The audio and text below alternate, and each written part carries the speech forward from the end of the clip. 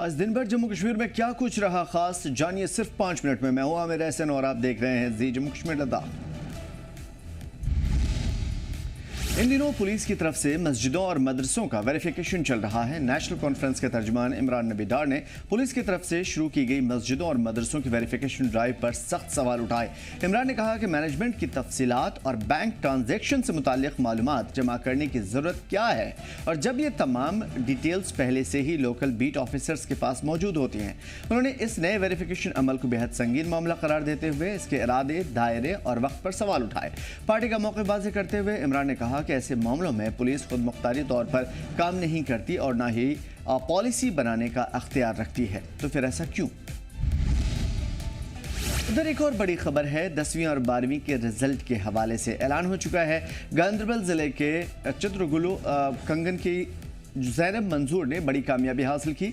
ज़ैनब मंजूर ने 10वीं के एग्ज़ाम में 500 में से 500 नंबर लाकर टॉप किया है। जी हाँ, 500 में से 500 नंबर हासिल किए। ज़ैनब की इस कामयाबी से उनके टीचर्स और दोस्तों ने बहुत ज़्यादा तारीफ़ की है और इसे इंस्पिरेशन बताया है।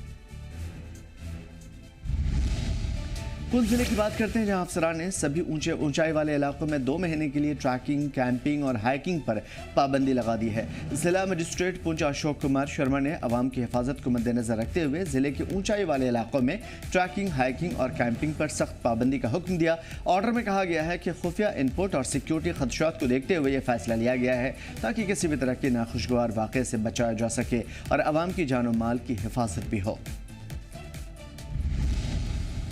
शोपियां जिला इंतजामिया ने पूरे जिले में loud speaker, public address system, microphone और आवाज़ बढ़ाने वाले सभी इक्विपमेंट के इस्तेमाल पर पूरी तरीके से बैन लगाया है। इंतजामिया ने धारा 163 के तहत नॉइज़ पॉल्यूशन को अवामी परेशानी बताया। ये ऑर्डर सभी इलाकों और सभी मौक़ों पर लागू होगा जिससे मजहबी, समाजी और सियासी प्रोग्राम शामिल हैं। इंतजामिया ने कहा है कि इस फैसले का मकसद लोगों की सेहत की हिफाजत करना है। ज़्यादा शोर से छात्रों, मरीजों, बुजुर्गों और रोज़मर्रा की ज़िंदगी में परेशानी आती है। इंतजामिया ने वार्निंग दी है कि ऑर्डर की खिलाफ वर्जी पर सख्त कार्रवाई की जाएगी।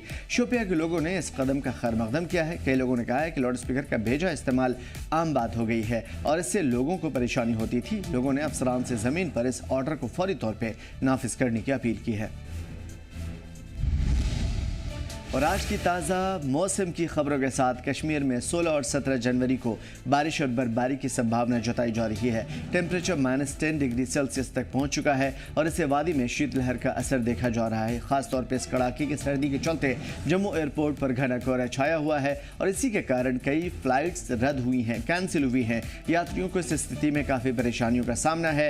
इसके अलावा जम्मू में अगले 3 दिनों तक कोहरे का असर जारी रहने की बात या संभावना जताई गई है। इससे सड़क और हवाई यात्रा पर भी असर पड़ सकता है। मौसम विभाग के अनुसार कश्मीर में बर्फबारी के साथ साथ सर्दी की लहर बढ़ सकती है, लिहाजा लोगों को बाहर निकलते वक्त सतर्क रहने की सलाह दी जाती है।